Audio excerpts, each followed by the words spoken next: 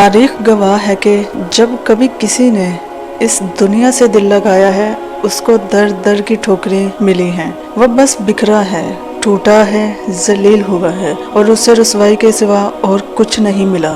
زندگی اسی کا نام ہے۔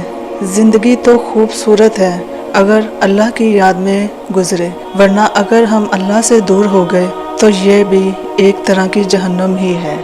یہ دنیا جب ٹھوکر مارتی ہے نا تو انسان سیدھا سجدے میں جا گرتا ہے۔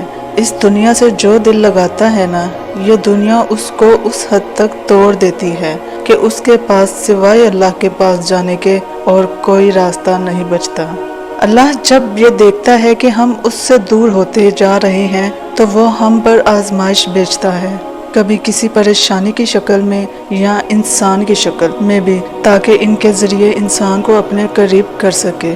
اور یہ شرف بھی اللہ خوش نصیب لوگوں کو بخشتا ہے، ورنہ وہ رب تو کچھ لوگوں کو مرنے تک اپنی یاد سے غافل رکھتا ہے، اور جب کسی مشکل کے بعد اللہ مل جائے تو وہ پھر آزمائش نہیں کہلاتی۔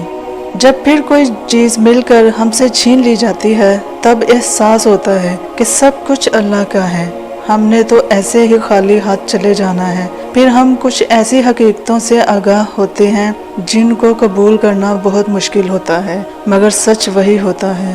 بے شک سب سے پہلے دعا کے بعد صبر کے بعد یقین، پھر آپ کا سفر بہترین۔ اگر ہاتھوں کی لکیریں نہ بدل سکتی تو اللہ تمہیں معجزوں کا یقین دلاتا ہی کیوں؟ اگر اللہ کو تمہاری رضا کی پرواہ نہ ہوتی تو وہ تمہیں دعا مانگنا سکھاتا ہی کیوں؟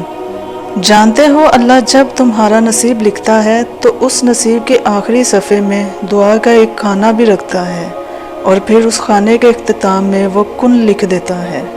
وہ جو دعاؤں کا خانہ خالی ہے نا، اسے تم نے خود اپنی طرف سے بھرنا ہے۔ اللہ جو شارق سے بھی زیادہ قریب ہے، ہم لوگ ہیں جو یہ فاصلہ بھی طے نہیں کر سکتے۔ دعا ہے کہ اللہ پاک آپ سب کو اپنے حفظ و امان میں رکھے، خیر و عافیت سے رکھے۔ دعاؤں میں یاد